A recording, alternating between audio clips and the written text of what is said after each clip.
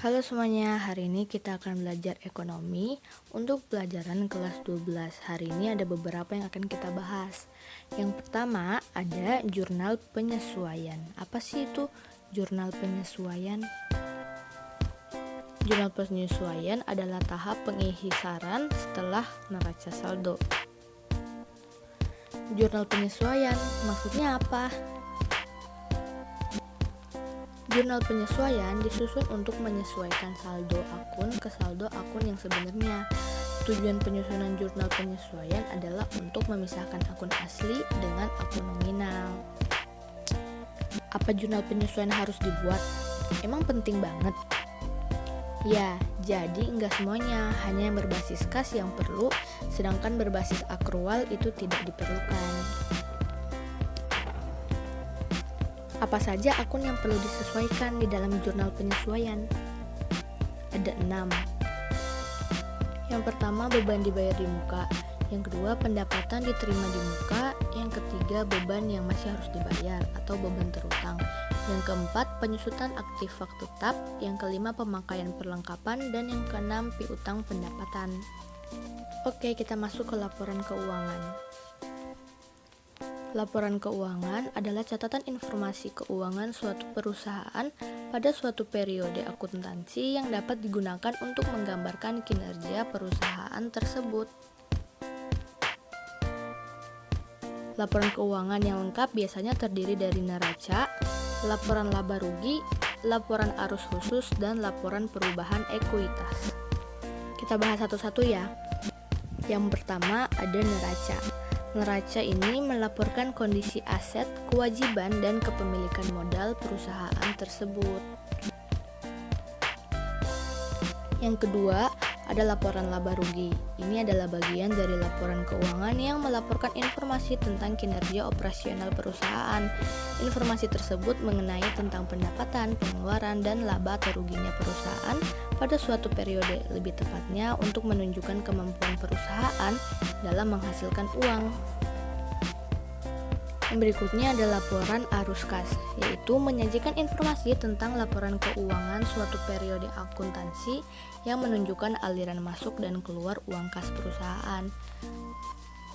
Terdiri atas arus kas operasi, arus kas investasi, arus kas pendanaan.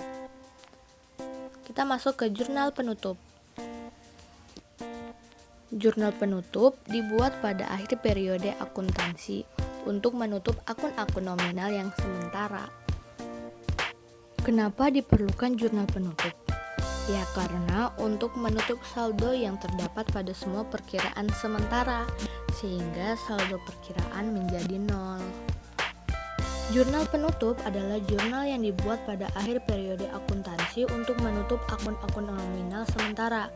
Akibat penutupan ini, saldo akun-akun tersebut akan menjadi nol pada awal periode akuntansi.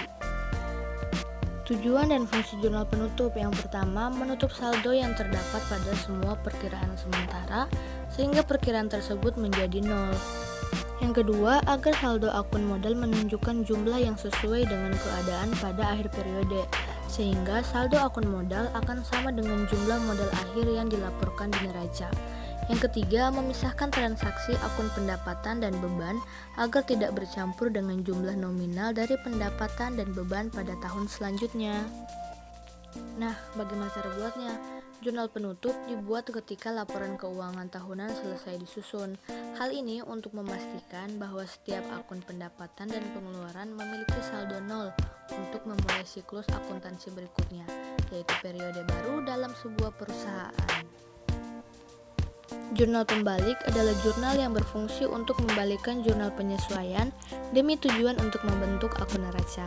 Jurnal yang memiliki nama lain reserves entry ini dibutuhkan untuk mencegah terjadinya akun ganda, sedangkan pembuatannya biasanya dilakukan pada awal periode baru supaya muncul analisis real yang lebih anyar dan segar. Fungsi jurnal pembalik: yang pertama, mempermudah pencatatan transaksi, yang kedua, untuk menyederhanakan jurnal penyesuaian, dan yang ketiga, menghindari kesalahan pembuatan jurnal penyesuaian. Contoh transaksi jurnal pembalik dalam bisnis: yang pertama, untuk beban dibayar di muka. Kalian bisa langsung lihat contohnya. Yang kedua, pendapatan diterima di muka. Kalian bisa langsung lihat juga contohnya, bisa di pause.